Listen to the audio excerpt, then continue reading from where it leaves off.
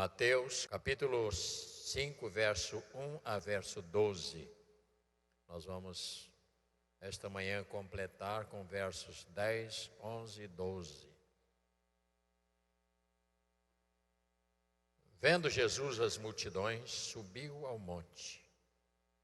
E como se assentasse, aproximaram dele os seus discípulos. E ele passou a ensiná-los, dizendo: Bem-aventurados humildes de espírito, porque deles é o reino dos céus. Verso 4, pode ler vocês. Bem-aventurados os mansos, porque herdarão a terra.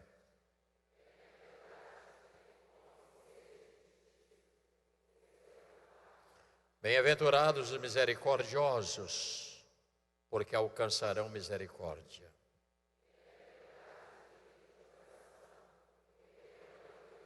Bem-aventurados os pacificadores, porque serão chamados filhos de Deus.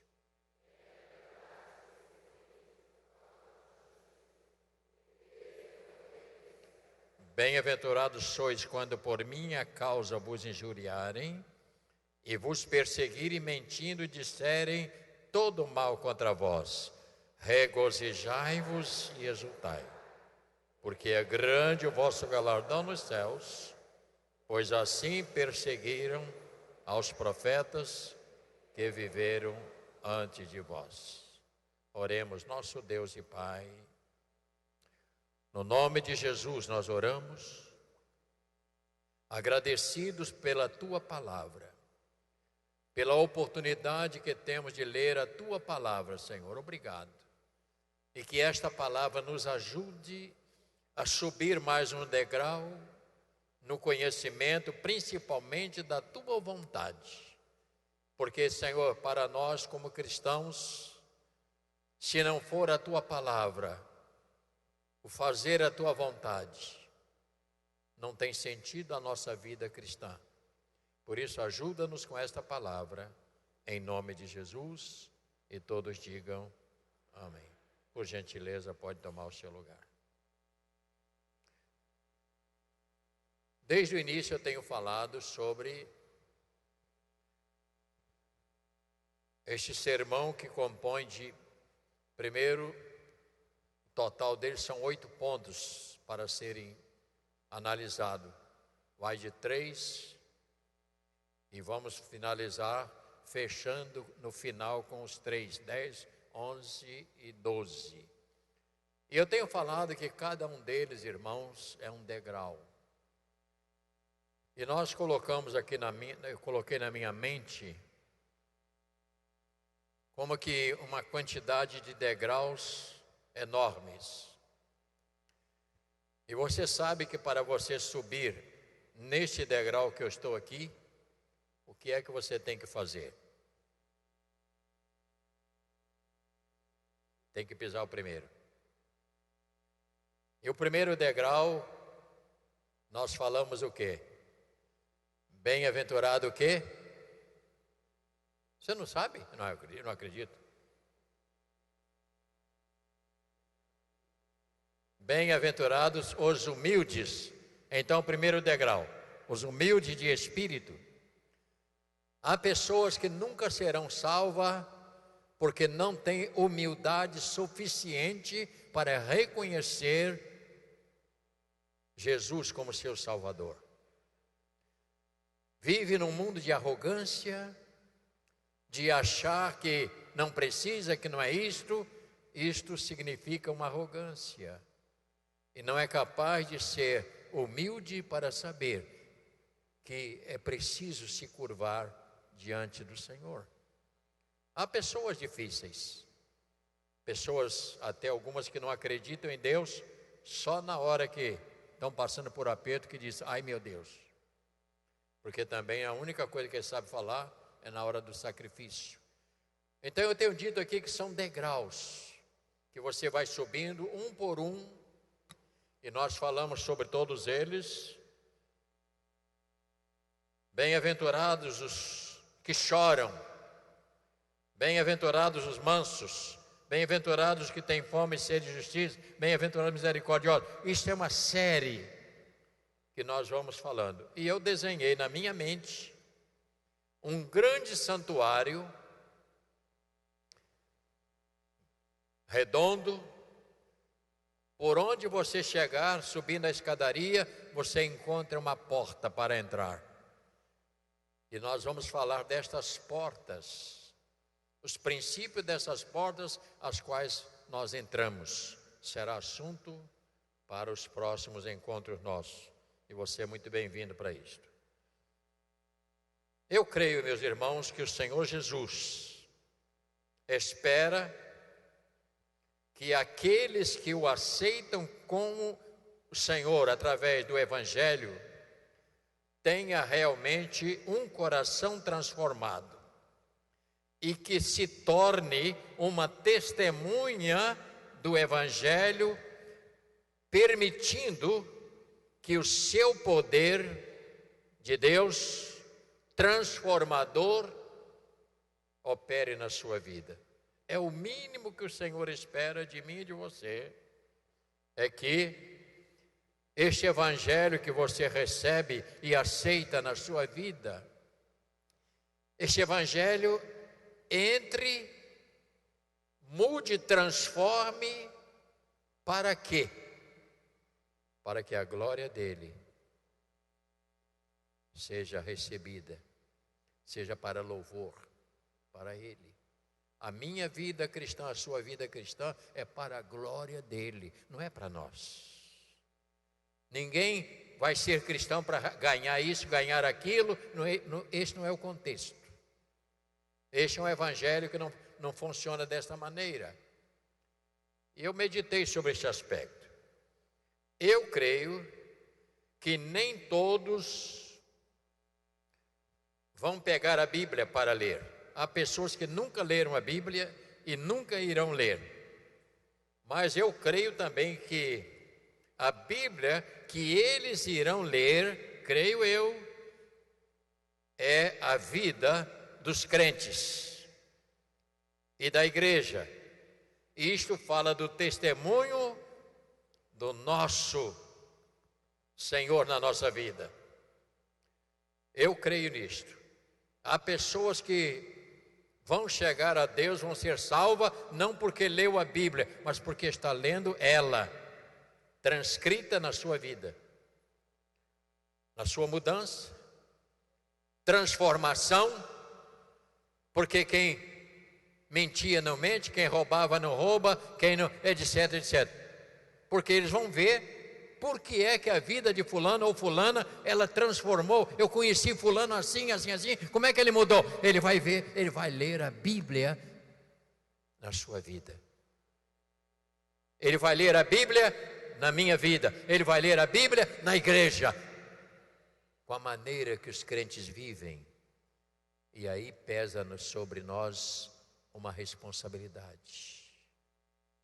A maneira como você vive, como você fala, como você age, como você compra as coisas e paga, quando você não dá calote nos outros, não faz coisa errada, não vive xingando palavrão, não vive uma vida torta. Tem gente que vai chegar a Deus pelo nosso testemunho. Isto quer dizer que nós temos uma grande responsabilidade. Porque em nós, eles irão ler a Bíblia e o projeto de Deus. Paulo escrevendo as suas cartas, como sempre fez, em Colossenses capítulo 1. Espero que você tenha esse tempo para oferecer a Deus, que você não se canse de estar aqui nesta manhã. No capítulo 1,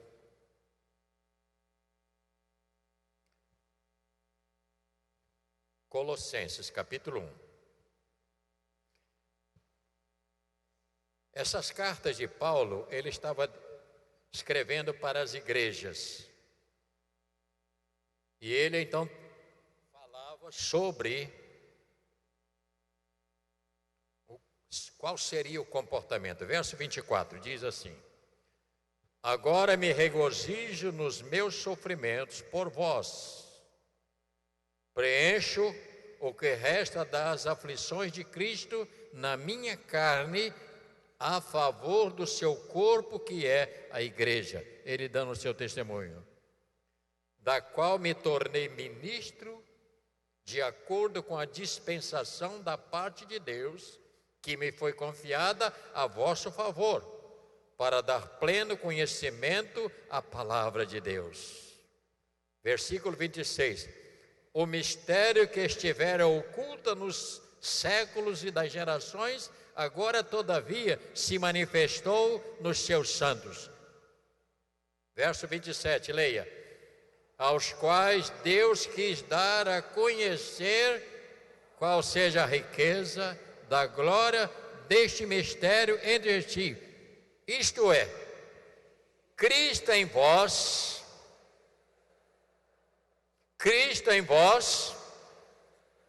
mais uma vez, Cristo em vós é a esperança. O Senhor Jesus está esperando de mim e de você. Nós somos responsáveis em representá-lo. Ele quer manifestar a glória dele, não na política. Ele não quer manifestar a glória dele, não lá no mundo. Ele quer manifestar a glória dele na minha vida e na sua vida. Onde as pessoas olham para você e começam a ver a glória de Cristo. Começa a ver Deus na sua vida. E isto é o que Deus espera, e é o mínimo que Ele espera. Que a igreja do Senhor, que nós como igreja, sejamos um livro em que as pessoas podem ler.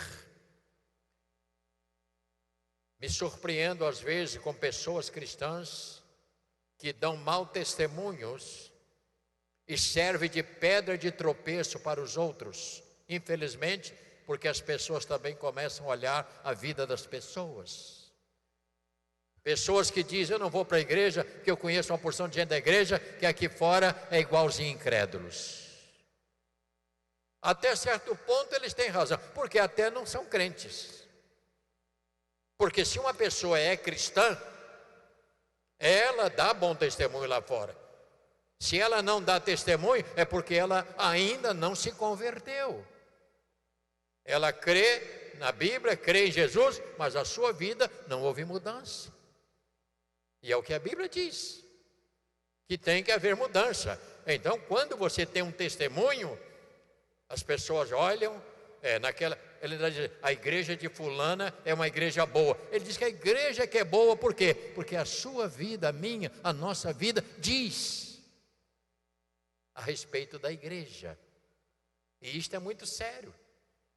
Eu tenho falado com alguns meninos e meninas que vão para a faculdade. Não tem lugar mais perverso para jovem do que a faculdade. Entram na faculdade para estudar, são pessoas cristãs, mas chegam lá e enfrentam tantas lutas, porque existe gente com maus hábitos, pessoas com a vida toda torta, e querem influenciar as pessoas que vão para lá. Você sabe que eu estou falando a verdade. E acham que é normal uma mocinha sair sexta-feira e passar a noite inteira e só voltar no outro dia. Acha que isso é normal para o mundo. O mundo é assim. E uma pessoa cristã que não se submete a isso, ela é quase que discriminada dentro da turma, porque ela não se submete a esta vergonha, que é uma vergonha. E eu tenho conversado com algumas que estão fazendo faculdade e me dizem, bispo, é uma coisa horrível, as pessoas não respeitam. Pensam que as meninas são prostitutas, pensam que os rapazes são prostitutos e querem que vivam a vida errada. E quando você realmente tem Cristo na sua vida, o Evangelho, você não se submete a esta vergonha. Por acaso eu estava vendo a televisão E veio uma turma lá que pegaram em São Paulo e prenderam, tudo garoto de menos de 25 anos, aquela fila com a mão amarrada um no outro, preso, por assaltar e entrar na casa dos outros e matar e roubar. Que coisa horrível. Que vergonha para o pai e uma mãe desses rapazes. Como é que ele fica perante os vizinhos? Sabe quem é aquele? É filho de fulano, que está preso. Que tristeza. Nós temos procurado aqui na igreja ensinar os nossos jovens, nossas crianças, não para fazerem pessoas quadradas, porque eu tenho muita gente aqui na igreja, muitos que estão ali na juventude, são formados, estudam, são pessoas que estão vencendo. Nós temos muitos. E eu tenho essa preocupação em ensinar, ajudar, tentando. Cuidado. Ao contemplar estes degraus, que dá um total de 8, e estes últimos, irmãos, é chamado de o sofrimento e sacrifício de Cristo, que nos sustenta como cristãos para enfrentar as perseguições e as lutas que surgem diante de nós. Então, se você olhar aqui, verso 10, dá agora uma olhada, por gentileza, versos 10, o que garante, esses versos 10 e 11 e 12, eles são a chave do assunto, porque diz assim: bem-aventurados os perseguidos por causa da justiça, porque deles é o reino dos céus. Bem-aventurados sois, quando por minha causa vos injuriarem e vos perseguirem, e mentindo disserem todo mal contra você. Ele diz assim: regozijai-vos e exultai, porque grande é o vosso galardão no céu. E ele diz: porque assim perseguiram os profetas que vieram antes de vocês. Há pessoas que se convertem: eu estou passando por muita tribulação, tal. Eu digo: graças a Deus. Graças a Deus. É sinal que a sua vida mudou. Só ouvi 2 amém lá atrás, gente. Quando você vê um crente falar com você assim: minha irmã, depois que eu fui para o evangelho, eu estou sofrendo tanto, assim, graças a Deus, irmão. Fala assim com ela. Quer dizer que você ainda quer que... Não, é porque você é um testemunho. Agora, o que você não pode fazer é tentar brigar. Ou também, se você dá motivo para as pessoas te pisar. Porque tem crente também que bota a cara na reta para apanhar. E para essa eu digo: bem feito. Porque uma coisa é você sofrer por Cristo e outra coisa é você sofrer porque você comete coisas erradas ou se submete. Precisamos, portanto, ter este conhecimento. O que faz então a mim, o que chego à conclusão é que o que me faz eu como cristão enfrentar o que diz o verso 10? Injúria. O que me faz enfrentar estas perseguições? É o que Paulo disse aos Colossenses: Cristo em vós.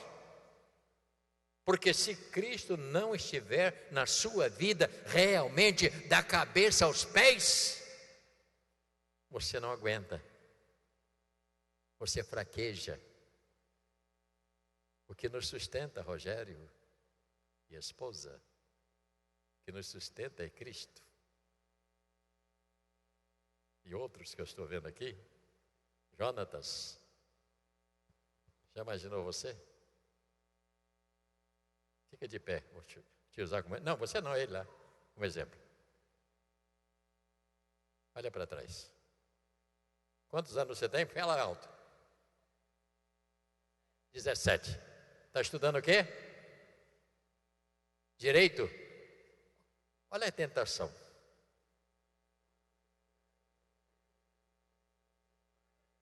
Garoto dele chega lá na faculdade, meu Deus, o pessoal, filho, chegou gente nova. Se não for crente, meu filho, vai fraquejar. Não é verdade? Já sofreu alguma coisa? Graças a Deus. Você está entendendo o que eu estou falando? Esse é o problema. 17 anos, já está estudando direito. Filho único, né? E filho único. Tocando o seu teclado, estudando. Estes são os vencedores. Aleluia, estes são os vencedores. Então eu queria que você entendesse essa mensagem desta manhã. Se a sua vida está incomodando e as pessoas estão te perseguindo, você deve dizer: Senhor, obrigado, porque o Senhor está sendo visto na minha vida. Eu creio, irmãos, que a nossa vida cristã, dentro deste mundo, ela é ou precisa ser uma resposta de grande grandeza para que Jesus possa ser glorificado. Entendeu? Este é o meu desejo. Vou ler mais uma vez. Eu creio que a nossa vida cristã dentro deste mundo, ela é ou precisa ser resposta de grande grandeza para que o Senhor seja glorificado. Porque se a minha vida não for para glorificar a Deus, de que me vale a vida? De que vale a sua vida? Se não for para a glória de Deus. Isso não impede você ser um bom advogado, um bom médico, bom pedreiro, um bom profissional liberal, qualquer outra área. Isso não impede. Um bom comerciante. Né, Zé Carlos? Difícil. Comércio hoje, sabe para quem? Eu estou entendendo. O governo hoje te cobra o imposto antes de você vender mercadoria. Quando entra na sua casa a mercadoria, já cobra imposto. Está tirando tudo que tem direito do sujeito. Comerciantes hoje estão ralando para poder se manter.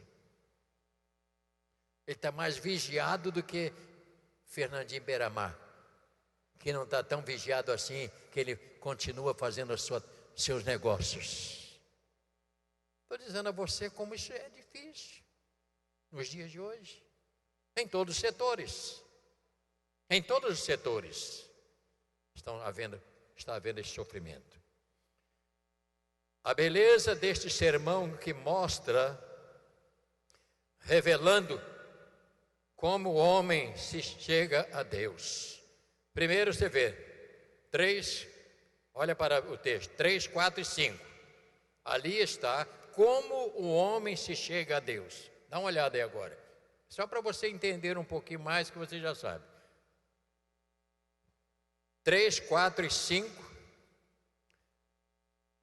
3, 4 e 5. Vamos lá. Só para você ver. Bem-aventurados os humildes de espírito, eles chegam até a Deus. Bem-aventurado é a porta.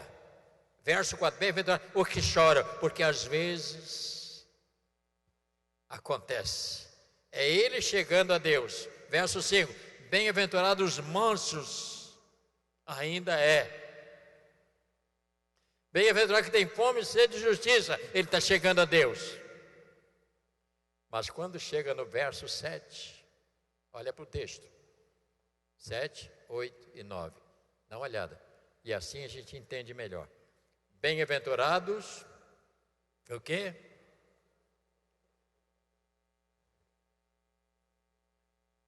Você só pode se tornar uma pessoa misericordiosa depois que esse evangelho entra na sua vida. Só após o encontro com Cristo. Antes, nós somos iguais lá fora. Entendeu? Somos iguais. Outro ponto aí, que é quando a pessoa chega. Bem-aventurado os limpos de coração. Você não pode exigir isso de uma pessoa do mundo, porque a pessoa do mundo não tem limpeza no coração. E ali você descobre, ele entrou, veio a Deus, Deus trabalhou e agora ele está sendo trabalhado. Ele vai sendo trabalhado até chegar no verso 10, porque quando chega no 10, 11 e 12, o Senhor Deus diz assim: agora o sangue do Cordeiro do meu filho vai te sustentar nas perseguições, vai te sustentar nas provações. Por quê? Porque você entrou na minha família. Eu estou dizendo o que a palavra diz. Você entrou na minha família e ao entrar na minha família, você tem proteção. Não é assim que nós fazemos com os nossos filhos? Protegemos. Impossível alguém que não se converte ter a proteção de Deus. Impossível. Eu não posso me enganar nem enganar a você. Mateus capítulo 10, logo à frente um pouquinho. Não vou te cansar a sua beleza, não, vou terminar na hora. Capítulo 10. Olha o que diz a palavra de Deus. Versos 16 a 20. Depois que você se converte, aceita Cristo como Senhor e Salvador, agora é crentão. Olha o que Jesus falou aí. Capítulo 10, 16. Eis que eu vos envio como ovelhas para o meio de lobos. Sedes, portanto, o quê?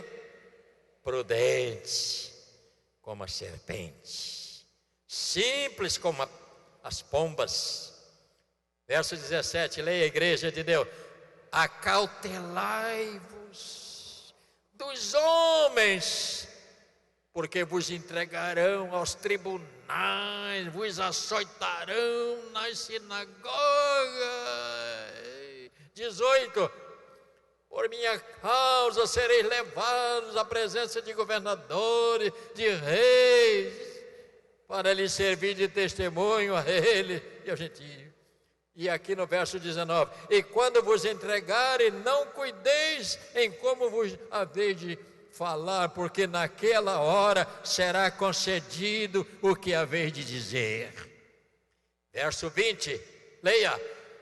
Visto que não sois vós que falais, mas o Espírito de nosso Pai é quem fala por vós.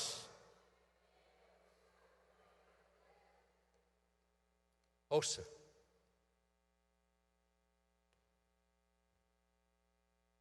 Essas são as promessas que Ele te manda para o meio de lobos, de gente perversa, mas você não será atingido,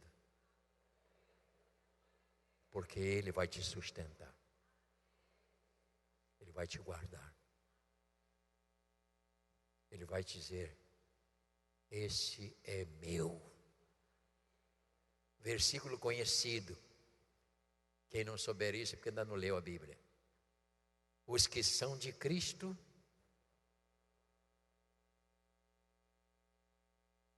não faz eu ficar com vergonha, não. Os que são de Cristo, o maligno não.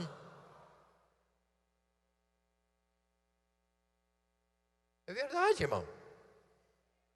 Vamos repetir mais uma vez, lá em cima na galeria também. Os que são de Cristo. Agora nós vamos falar aqui embaixo e eles vão responder lá em cima. Aqui embaixo. Os que são de Cristo. Aqui embaixo também falou, é eles agora lá em cima. Glória a Deus. Irmãos, é uma proteção muito grande quando nós pertencemos ao Evangelho do Senhor. Eu estou terminando, hein? Só falta uma hora. Portanto, vemos verso 6, Deus se voltando para o pecador, revestindo com a justiça. Qual justiça? A de Cristo, porque eu sou justificado por Ele. Glória a Deus. E agora eu sou capacitado a viver dentro deste mundo. Daí vemos, irmãos, o Filho de Deus, recém-chegado, né? Operando maravilhas. Chegou no mundo operando maravilha. Ele também sofreu, ele foi rejeitado, ele passou por tantas coisas. Mas ele venceu. E eu quero dizer a você uma boa notícia. Se você perseverar, você vai vencer a todas as etapas. Se você perseverar, você vai vencer a todas as etapas. Porque quem fez a promessa não é homem, é o Senhor que pode cuidar e nos ajudar. Que o Senhor te abençoe. Que o Senhor continue enriquecendo o seu coração. Portanto, chegamos às portas. Agora nós subimos os degraus, estamos nesta parte de fora, para entrar dentro das portas, que cada um vai ter a sua porta para entrar. E eu creio que vai ajudar bastante a você e a mim, porque todo o sermão, até verso 7, finalzinho, do capítulo 7, final, é um sermão dado pelo Senhor para os cristãos. É para você. E nós vamos beber dessa água boa, tá bom? Que o Senhor te abençoe, que o Senhor te guarde. Espero que você tenha sido um testemunho lá no seu lugar. Esse dia eu estava conversando com uma pessoa que diz assim: eu entrei num ônibus, um ônibus cheio, uma rapaziada tudo sentada de perna cruzada, e vendo as senhoras, coitadas, já de idade, ninguém se levanta para dar o lugar. Eu duvido que uma pessoa cristã faça isso. Duvido. Que ele tenha coragem de ver uma senhora de idade em pé e ele sentado. Tem alguns que dizem assim: quisesse chegasse mais cedo.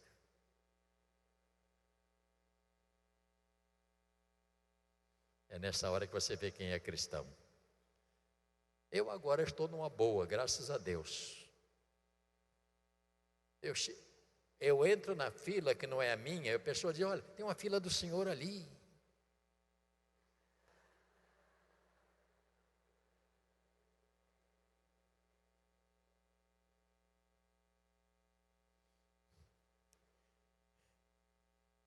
Filhinha boa, né? Pena que a idade é demais.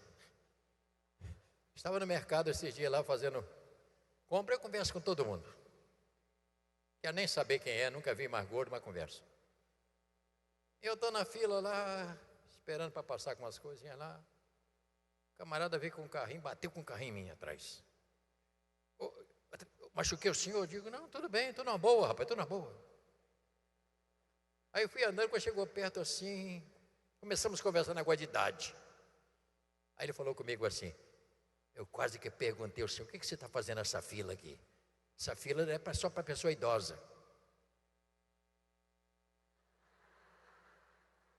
Bateu no meu ego. Ele achou que eu não estava com a idade de ficar na fila, não. Eu digo: tá bom demais, né, velho? Vamos ficar de